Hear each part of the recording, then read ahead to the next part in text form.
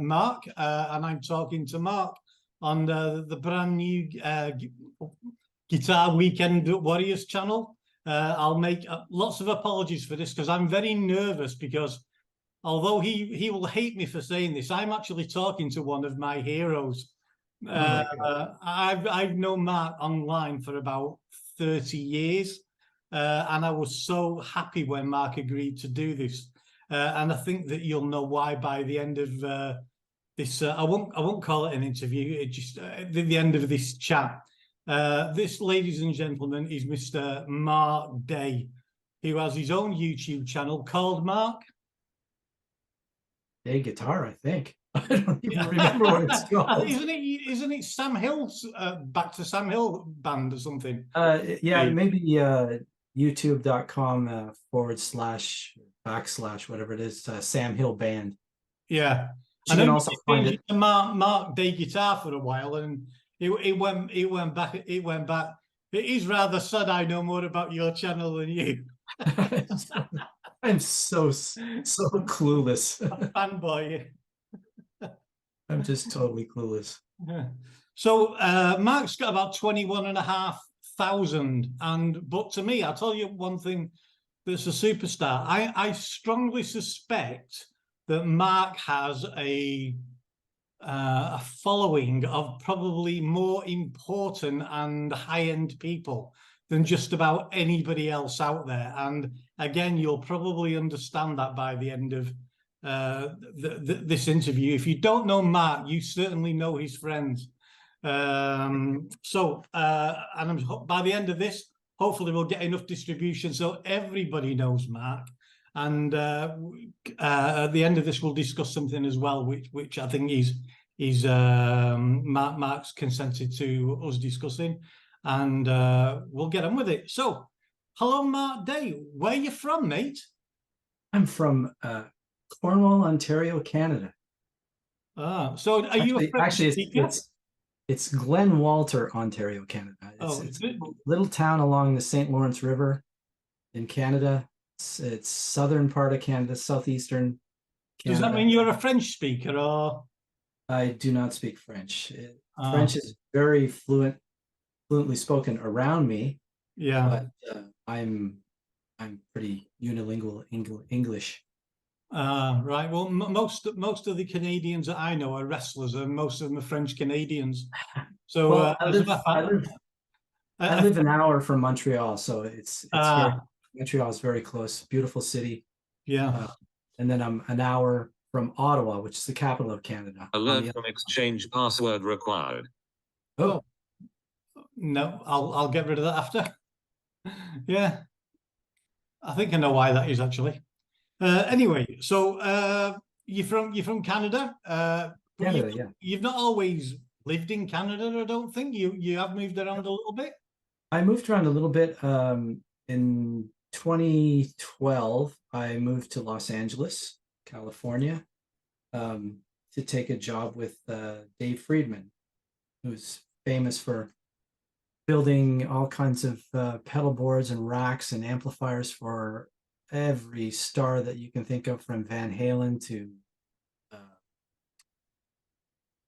Paul McCartney's band, to Foreigner, to anybody you can think of, Steve Stevens, Billy Duffy from The Cult, so many. Yeah. So many stars. If we go back a little bit before that, when I first Mark, it was because I asked him a question about PRS single cuts, and there was a program on MTV at the time called Rock Stars, and your Sam Hill band, I think, were doing the touring version as the backup band for those guys.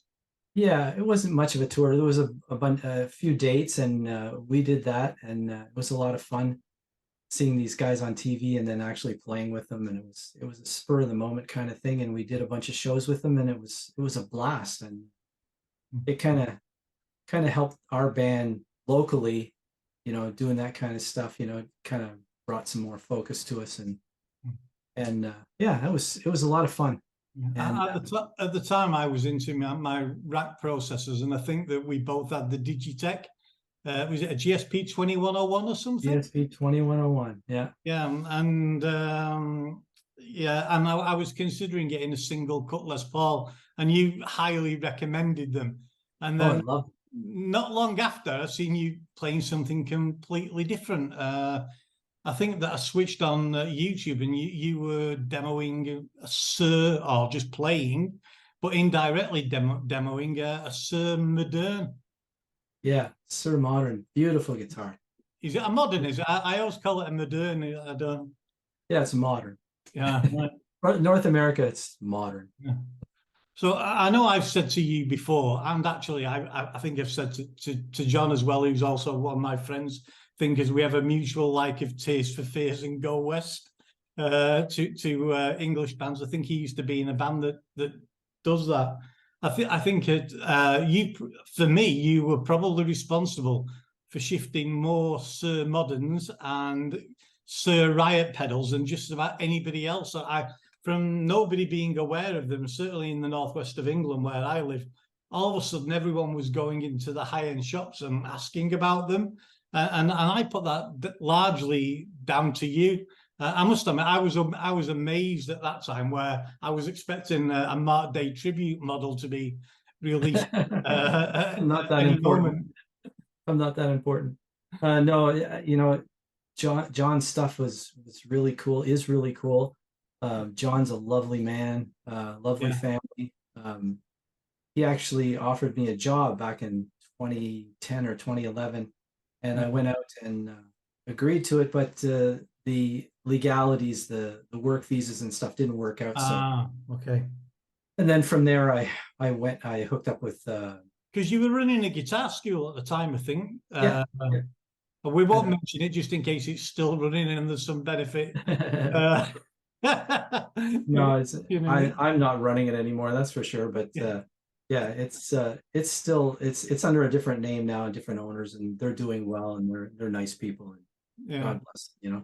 yeah. Good luck with all that stuff. It's a hard chore to make that kind So of business. what exactly were you doing for Dave Friedman when you moved out there, Mark? Because I mean, that's and I'm assuming that he was able to pull some strings on the visa thing. Yeah, him and his have you? partner Rob Navarrete pulled some strings for me, got me a good immigration lawyer, and I was out there doing videos for them, and eventually I started working in the shop as well. He's got a shop as well, yeah. Yeah, well, he's got a shop in North Hollywood. I don't know if he still does or not, but he was originally building amps there and doing the pedal board stuff and the rack stuff, and it's a very interesting place. It was right across the street from a rehearsal place called Mates, which is world famous for all these famous rock stars. Whenever they begin their tours, they go and rehearse at Mates. So you often saw Slash out in the parking lot, or the guys from Kiss or Rush, or Yeah. countless people. And I guess then a lot of those were clients that I know, because I've followed your career closely with a bucket and shovel, as we would say. You've actually done some pedal boards for some pretty famous guys, right? When you were working there.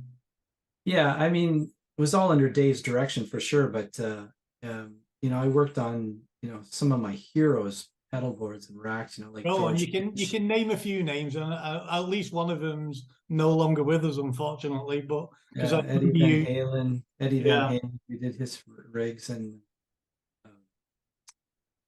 Steve Stevens and Steve Lukather and George Lynch and Justin Derrico, and just all the guys that I used to idolize. All of a sudden, they're 5 feet away from me, and they're playing the guitar through a rig that I just helped wire up, and it was quite a humbling experience, and quite it was like a guitar player's dream, to meet all these people and watch them play and hang out with them, and yeah. I remember you actually doing.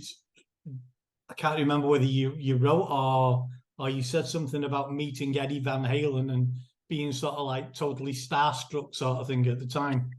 Yeah, I mean, a bit like me now with yourself, actually. Thanks. You never knew what was going to happen when you went into work there. It was I walked in one morning and Dave says, "We got to go help Ed." And I go, "Ed who?" And he said, "Eddie Van Halen." I said, what? He says, yeah, we're going to go over and watch the rehearsal, and we got to do a few things to his rig. And anyways, we went across the street to Mates, and it was you know, um, Eddie and Alex and Wolfgang jamming, playing the whole first record. Right. So this was after the split with Michael Anthony and stuff, yeah? Yeah, yeah. This was their first tour with David Lee Roth that they were doing, and man, Eddie was just on fire. Like he was just, his playing was, it was breathtaking. It was Yeah. breathtaking.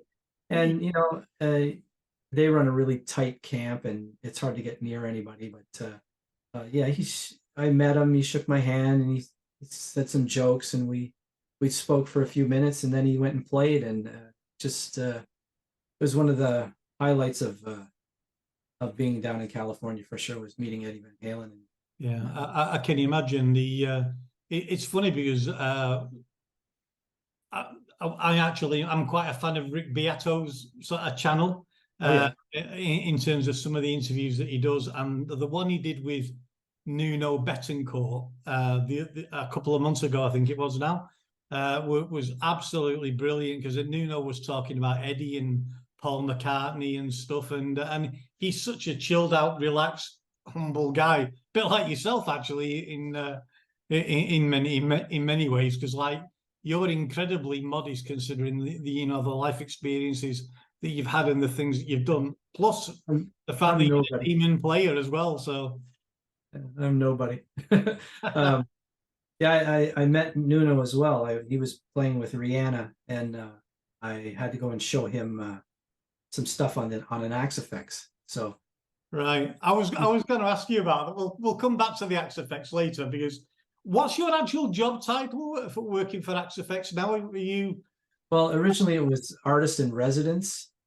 Yeah. But you know, now I kind of, I'm contracted because I'm out of the country. I originally I was working with Fractal in New Hampshire. Yeah. And then I asked them if I could come back to Canada and work from home, and they agreed to that. And they've been absolutely wonderfully supportive, and I love those guys. Amazing company, small company, just wonderful people. You know, Cliff, Matt Bacone, all the engineers. They're all. I'm not going to name all the names, but I remember when I got my Axe Effects 2, the first patch I went to had your name on it, which was you know, amused me, but at the same time, because I know you're a guy who loves game.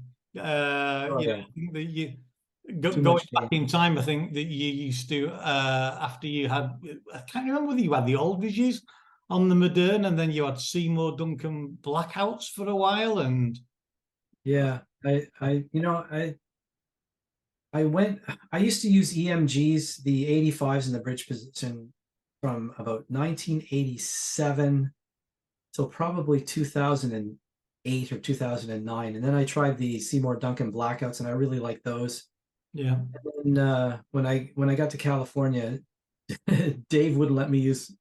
He didn't want me using active pickups anymore. He said, "No more active pickups. They're junk. You can't use those." Blah, blah, blah, blah. Really? Even going through all those pedals? Yeah, but anyways, now I'm using for the last bunch of years I've been using Seymour Duncan distortions. Right. And I really like those. Are they those. actually the same one as the original? Because that's quite an old pickup. Yeah, it's an old pickup, very old pickup. Yeah, like me, old. Yeah. Oh, I think we share the same birth year. You've just got a picture in the attic somewhere. Yeah, 60. So, Mark, what was the first gig that you ever did? Was it good? Was it bad? Or was it like me and swore that you'd never ever do it again? I had such awful stage fright for the first probably 5 years I played. It was debilitating. It was, so the first time I played, I couldn't wait for it to be over. But on the same token, I just loved music so much that I couldn't stay away. I hated being on stage, and oh my God, I hated it. But yeah, I survived and kept struggling through. And now I'm Yeah, I swore I'd never do it again. I did a gig at a local club, and at the time I couldn't tune my own guitar. And it was before, the old chord tuners were around and stuff. So the keyboard player used to tune it for me, but he had stage fright, and he was so drunk. I got up on stage and my guitar was completely out of tune. I think I found one string that was in tune, so I just played on that most of the time because there was nothing I could do about it. But it was an enjoyable experience. Presumably, you did it a few times, even through the stage fright. Yeah. Oh yeah, yeah. I played a lot. It was a time in my life where I was playing, at least 3 nights a week, sometimes 7 nights a week, and I did that for years and years. Mostly with the same bunch of guys. You've been with the guys that you're with now, like since forever that I'm aware Since of. I was 17 years old, and I'm 62 now. The drummer that I played with, Roy Nickel, he's actually the drummer for the current drummer, and he has been for the last 10 years or 11 years or so with April Wine. Yeah, who I've seen. I actually, I was going to say earlier, I've seen Van Halen do their first tour in the UK by a complete freak. But one of my favourite bands that I went to see around that time was actually April Wine, when they were doing songs like Before the Dawn and stuff like that. Yeah, is it Brian Greenaway in the band? Yeah, Brian Greenaway. He's still in the band. Is he? Yeah, even then I didn't know whether he was full time or because he seemed to that he was in and out of it sort of thing at the time. Yeah, I think he went back and forth, but he's in it now, and they still tour. They still tour, and I still play with Roy. We do a Journey tribute, and we do that a couple times a year, and it's fun. You doing the Pat Benatar like as a double header sort of thing? Or... Yeah, we were doing that too as well, and we decided that we really like the Journey stuff, and it suits us. Roy sounds so much like him, doesn't he? Oh, he sounds more like Steve Perry than Steve Perry sometimes. It's scary. Well, I think Steve Perry these days, yeah, for sure. Yeah, Roy's the most talented musician I've ever met in my life. He used to show me the guitar solos. Like, he's a drummer, but he would say, "Okay, we're gonna try this song. We're gonna do this Rush song, and here's the guitar solo. I'll show you how to play it." He would show me how to play it. And yeah. And again, the fact that you're so modest shows up. My ego would never have been able to handle that. I was one of those people that used to think to myself, anything that anybody else does, I can do something just as well. Nobody would ever be able to tab one of the solos that I do. These days, I realize nobody would ever want to. Yeah, I look over at the two guys in my band, and I say, why do they even let me in the same room as this crew? Like, they're just amazing musicians. I'm just like, yeah, well, seriously, that's underplaying your own talent as well. You're a phenomenal player, and just about anybody that's seen your channel really knows that. To be honest with you, if people don't tell you that, then they're lying, because you are. So it's. Have you got any funny stories from the road, Mark, that you'd like to divulge? Funny stories from the road.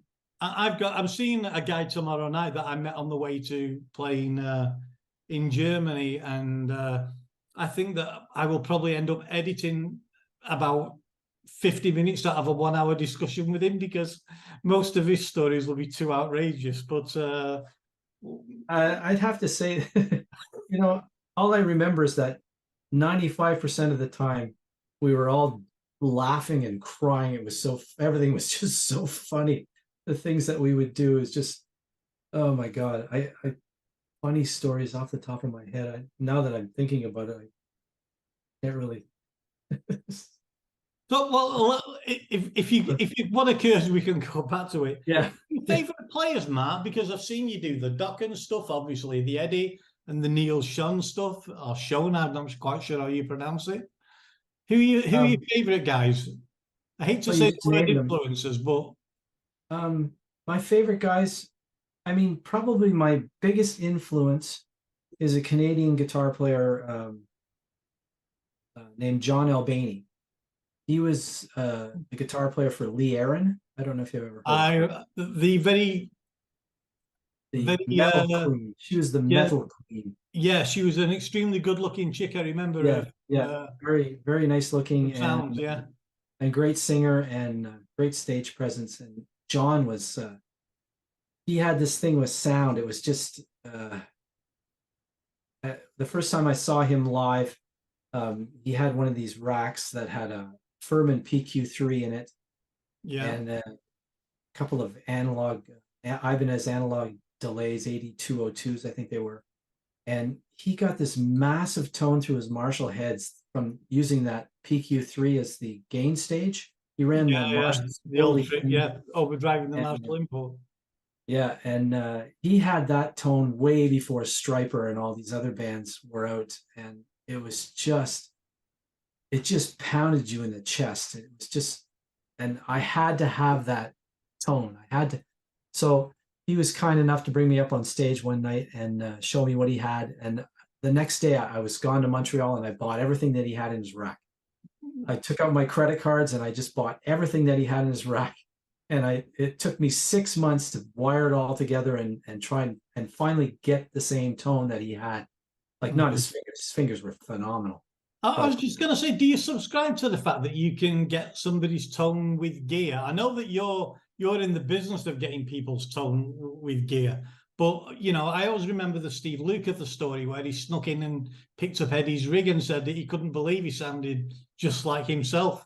Yeah, those guys, they play one note and it's them, and I'm all about. That's where the magic is, right here, in the finger. Yeah, that's where the magic is. But when you have good gear, it sure makes it fun, and it makes it it inspires you to become a better guitar player when you have a better sound. I always say to people, like good guitars you can get at relatively well priced now, but it's how it makes you feel when you're playing it. It's not necessarily anything else other than that. How do I feel? Do I feel great? And if you feel great, you're going to give your best and you're going to do your best work. Absolutely, absolutely. But yes, I'm a big subscriber to finger tone. So you listen to George Lynch. He plays one note, and it's George Lynch. Here's Steve Lukather play a run, and it's Lukather. I think he's probably of that era. He's probably the most identifiable one for me, and he's certainly my favorite guitarist from that time. I know that he played on everybody's records when he was doing most of it, but he played on everybody's records, even when it wasn't written on the back of the record that Lukather was a guitar player. He was there. He played it. He was on everything. He was on everything. Yeah. He and again, he's another really funny guy. On that Beato interview, he was he was so chilled out and laid back on that. So guitar wise, Matt, what are you using? Obviously you've got a Les Paul in your. It's my Les Paul. Yeah. It's a Gibson Les Paul Access, modern. It's called just like the Suhr modern. Drop D as well, is it? What's that? Got a drop D as well, is it? I do. Yeah, there's a drop D, and also there's a tremolo. Okay. All that's I did that. Much to everybody's chagrin. What are you doing touching a Gibson Les Paul? I don't care. I like toys. I like little things. I've got a tuner on the pickup ring there. If I can find no way, really. So fantastic. It's awesome. And I've also got a sustainer in this thing. You'd never know it, but there's a sustainer in it. All right. I just activate it by that. And it's by a company, an Asian company. It's a guy named Veyz, Veyz. Yeah, I've seen them advertised. Yeah. Yeah, he's on Facebook a lot, and he sent me a message, and I said, "You interested in this kind of stuff?" And he said, "Yeah." And I didn't know him from Adam, and I thought, "Oh, I'm going to lose a couple $100 here."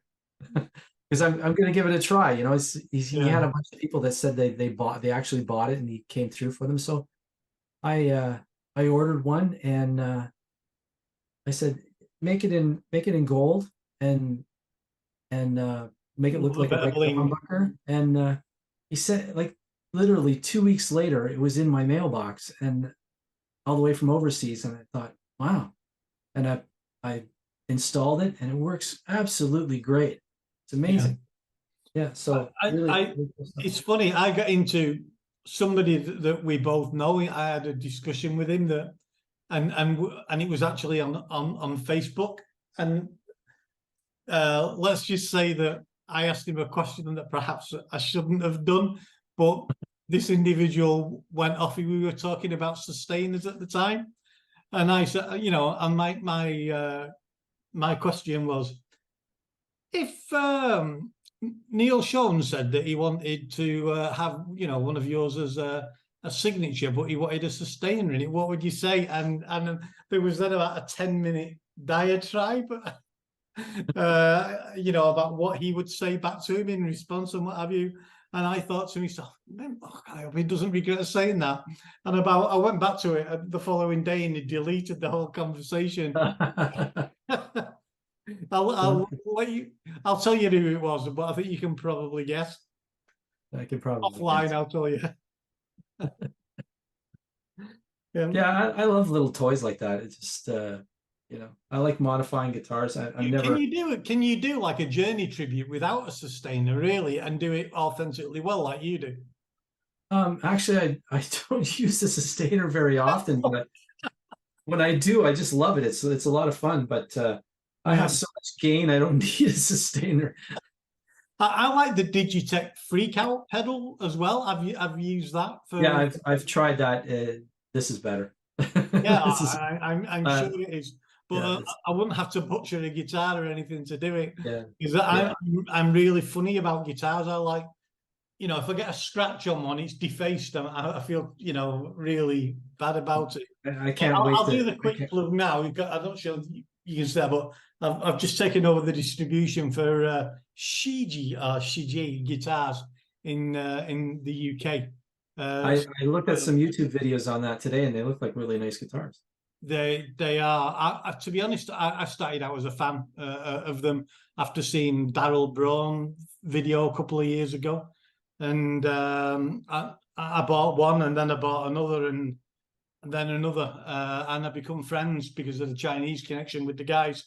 And you know, as having a day job of a supply chain consultant, I deal with China and importations and all that sort of stuff all the time. And I've never had it, other than being a professional musician, I've never worked in the industry. So I thought it was a good opportunity to dip my toes, and they were really keen for that to happen.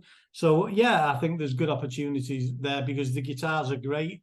And, you know, I mean, I've heard some people call them the Chinese Suhr, which I'm sure would upset John no end, because they're about a third of the price, you know, for the top of the range one.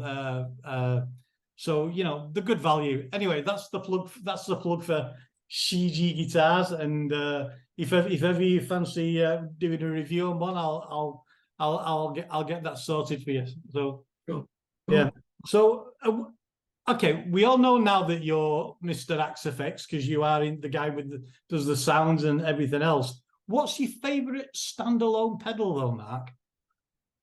Favorite standalone pedal? Huh. You know what?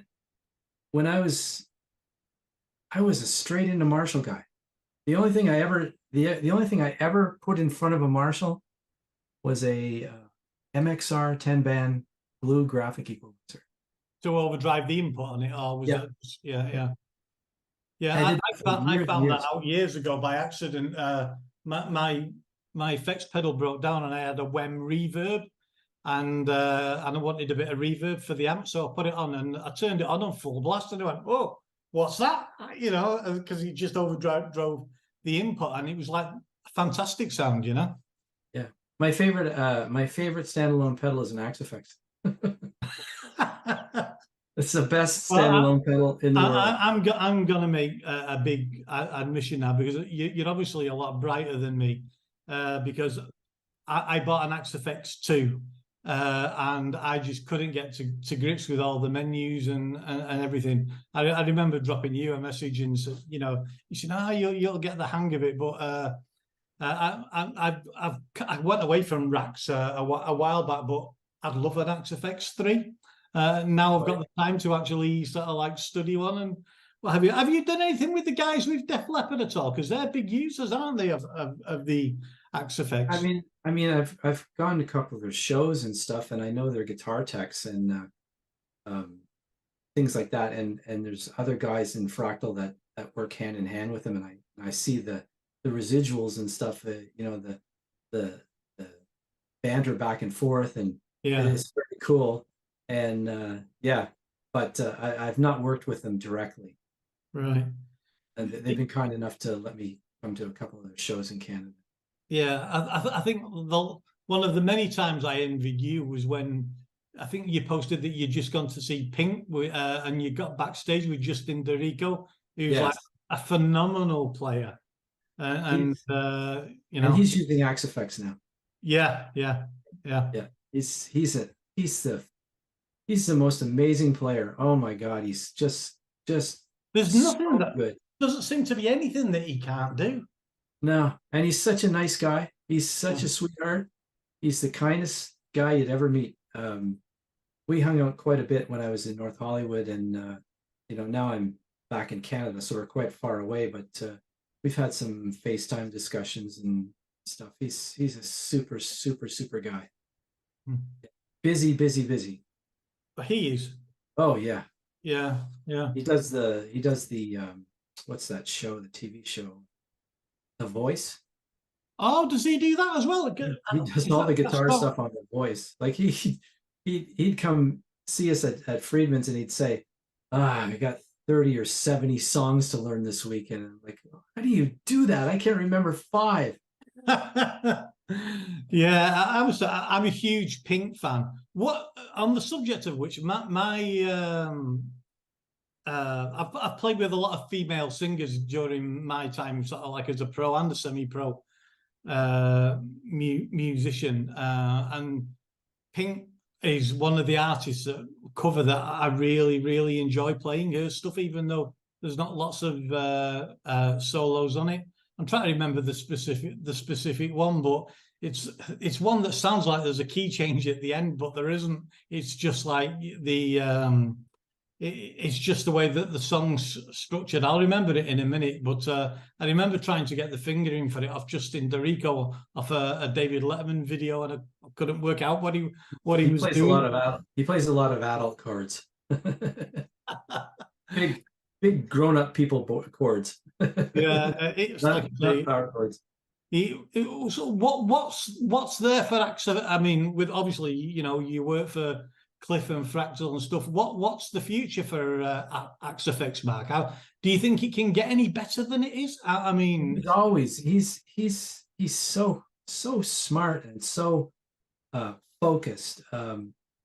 He's always going to do innovative things. He's that type of mind. So you know, it's always going to evolve, and it's always going to get better, and that's great for guitar players. I mean, I remember when I was, you know, in my 30s, and I had you know, this big 20 space rack that was worth like $30,000 Canadian.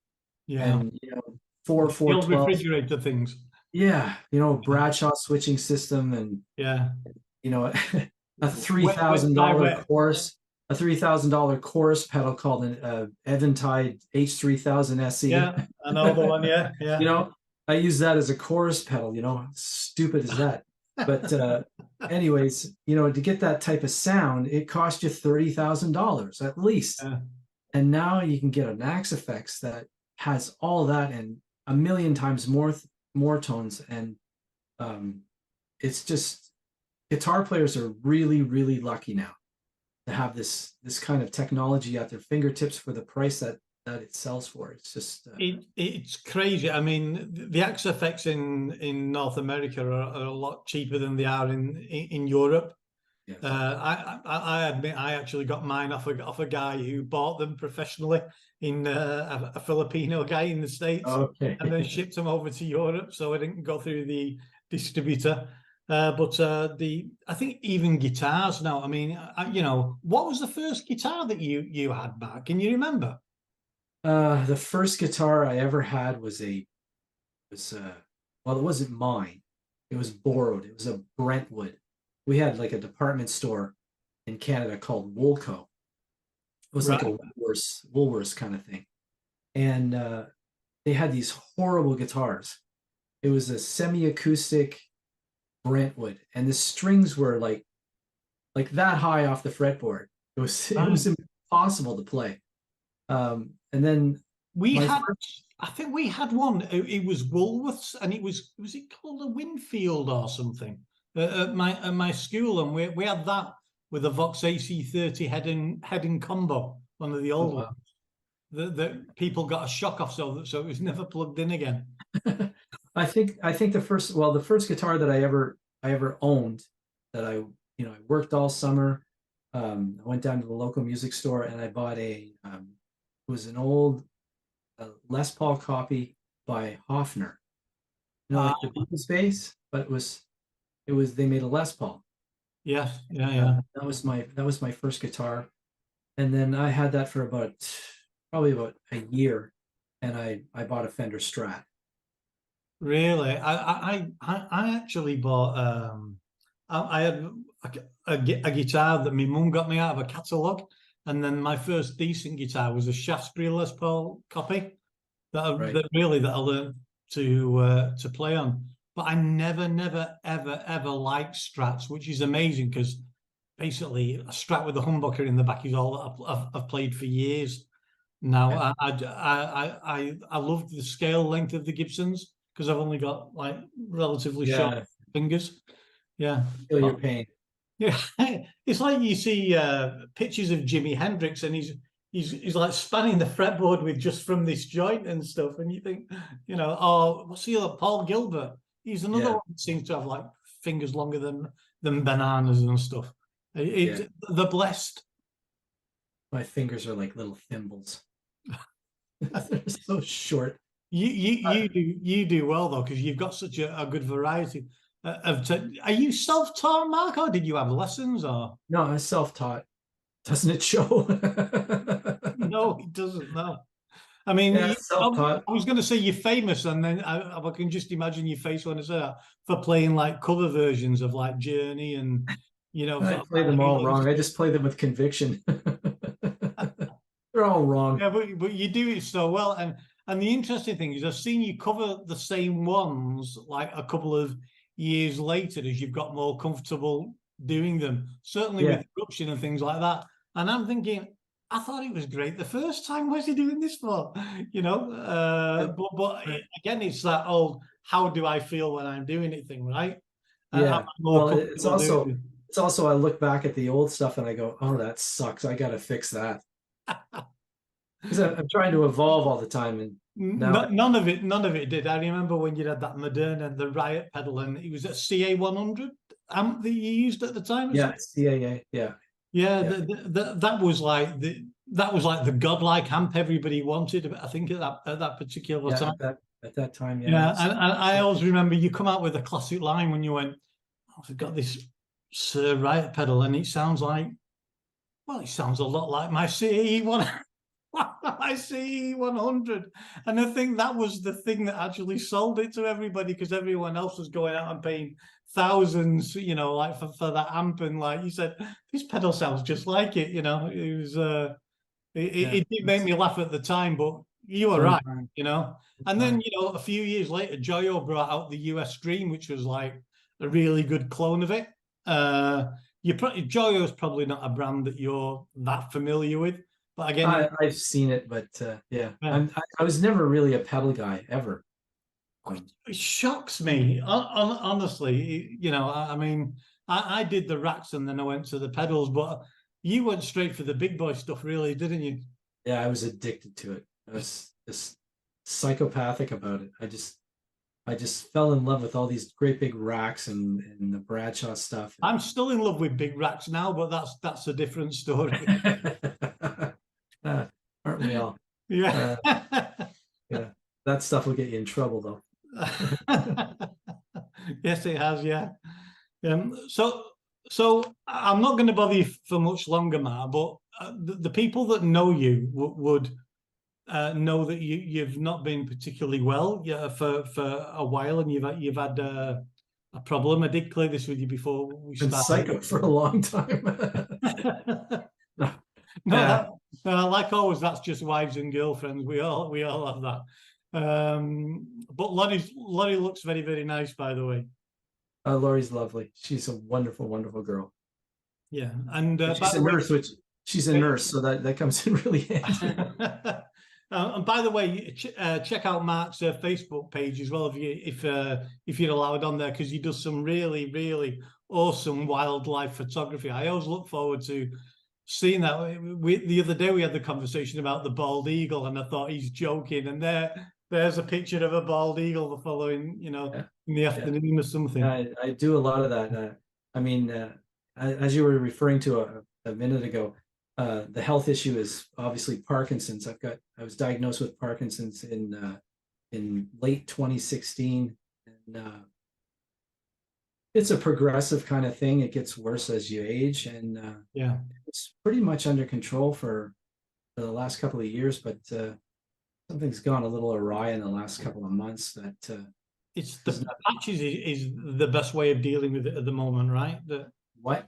The patches, there's a patch. Yeah, I've got, I take 2 different medications. I take a pill, which is levocarb, which is kind of the old standard for people with Parkinson's. It's dopamine. Right. It feeds your brain dopamine. And what the patch does is it's a dopamine agonist, which helps that dopamine get absorbed better. Yeah. And that patch made a huge difference in the way I felt, and positively. Yeah, I remember you trying it at the time, actually, and you saying to me, like, in the little conversations that we have, you never forget my birthday. Every year I always get a message off you. It's probably because it pops up on Facebook, but that's exactly right. I'm not magic. My short-term memory has gone to really short-term memory. The Parkinson's thing, is it just the Michael J. Fox Foundation thing that people should subscribe to?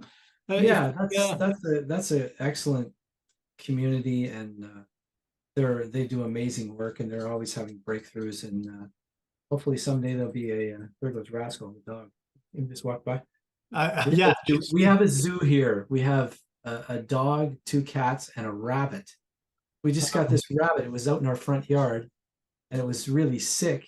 And anyways, Lori took it in, and it had these horrible bot fly larvae inside it. Oh my goodness! Like literally the size of the end of your finger inside the rabbit. There was 6 of them.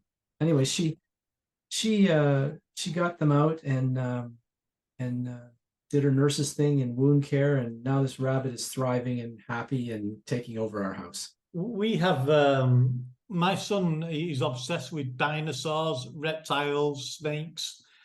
Spiders to a degree, but above everything else, actually. I mean, like, so much so that it's actually a problem that he's so obsessed with it. But we've got a pet by accident. We've got a mouse in the house that we can't bloody find it. I've got 10 mouse traps down, and I cannot find. I've seen it. He's stuck his head round the door at me one time, but we can't find where it lives or where. What are you using? What are you using in the trap to attract them? Peanut. Originally, they put like a plum thing, but I've been putting peanut butter in it. Peanut butter's the trick, yeah. Yeah, and he's actually set 2 of the traps off, and it's managed to escape unscathed. Are you using electronic or old-fashioned? No, it's an old-fashioned spring thing. It's an Amazon special. Try the electronic, the one with the batteries. Right. It works really well. My wife.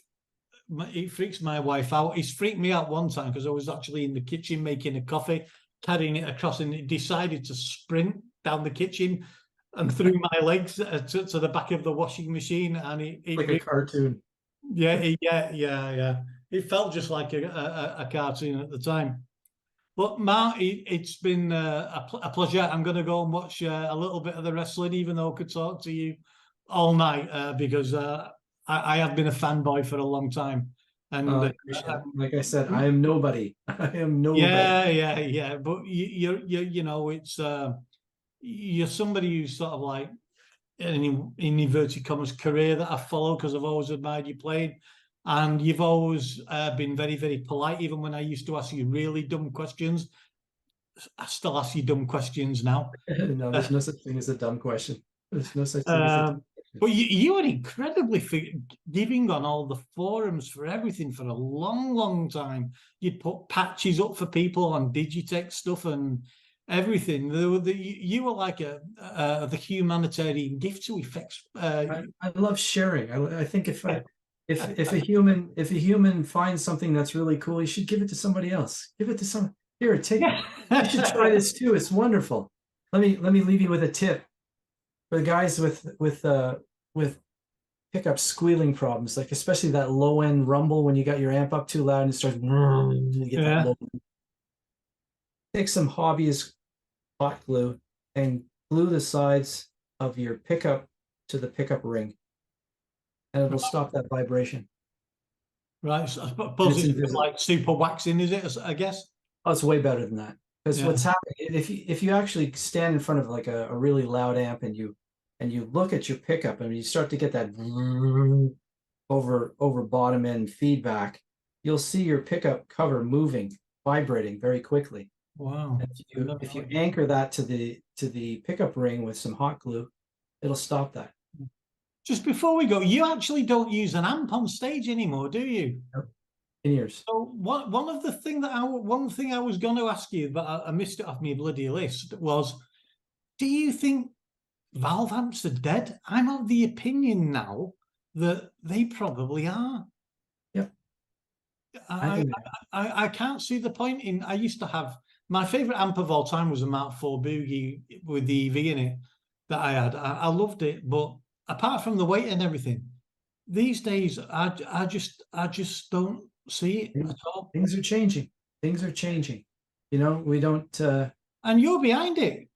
Oh, I love it. I love the change. I love it. It's exciting. It's like, you know, when I go on stage now and I've got these things in my head.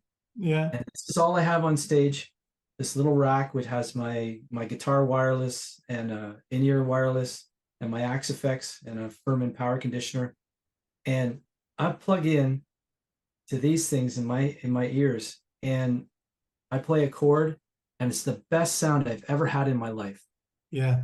And it's in stereo and my band is in stereo in my ears. We have our own monitor mix. I can put whatever I want in my mix and everybody on stage has an iPad and we can put, you know, if Don wants more guitar or less guitar, he has that power to do that to his mix. Yeah. And man, it's so much fun because it sounds exactly the same every venue. It's perfect and it sounds incredible. And I would never go back to a tube amp in a million years. I'd never carry around that big crap ever again. It's not, and the stage volume is non-existent. There's no stage volume, which makes sound guys so happy. Yeah. I mean, the last Valve amp I had was apart from using the Joyo things, little band sounds, which are brilliant, was an Engel Screamer combo, which I dearly loved. But getting it in and out of the car in the flight case and everything, now it's just a matter of pick it up, take it into the gig, and it's there. I've not got the in-ear monitors or anything, but I use the FR thing. Okay. With the processor, and I use a little Black Star combo for most things these days because it, you know, but I still love my pedals. I'm still because I'm a neathral. I still like I still like having a couple of pedals on the floor, but I keep thinking, yeah, I want an Axe FX 3. You know, an FM3 or an FM9. Oh man, I remember you saying to me that there's a guy that plays like with Cutting Crew and stuff that, and I know that he's just like using one of those. And I remember you saying to me a lot of guys are using like them FM3s and 9s. That's it, you know. That's But the way it's it not is. very rock and roll, you know. I remember one of the thrills of going to see Van Halen There's was a wall of Marshall kicking the cabinets. wall of Marshalls, literally trying to knock it over with the roadies at the back, trying to push it back up again. And when we didn't realize that they were all empty anyways. Yeah, I just thought he was super strong at the time and I bought into it. I never forget seeing Dawkins in 1986, and George Lynch had a wall of Marshalls behind him, and I stayed till the end, and the road crew went back, and one guy picked up 4 cabinets at one time. It wasn't even a full cabinet. It was just a face like about that wide of wood, and it was light as a feather. And he just went and picked 4 cabinets up. They were all nailed together or screwed together. And I thought, wow, that's not even real. I was so disappointed. There's a really good player called Mike Kerr. I don't know whether you've heard of Mike. He's a Joyo user, but he's been tour manager for Striper, a band you mentioned earlier on, and occasionally gets up in gigs with them. And yeah, I don't know if you've seen them, but there's a little 20-watt Joyo band amps, and Mike plugs into one of those. They've all got their like Messer sort of like dual rectifiers and triple rectifiers on stage, a big wall of them, or so it would seem. Mike's plugged into this 20-watt Joyo thing going through the cab, and here's the irony. On the video clips that I've seen where he's up there playing with them, you know, like live with the full audience, he sounds better than any of them. And it's not just because Mike's an awesome player, because he is.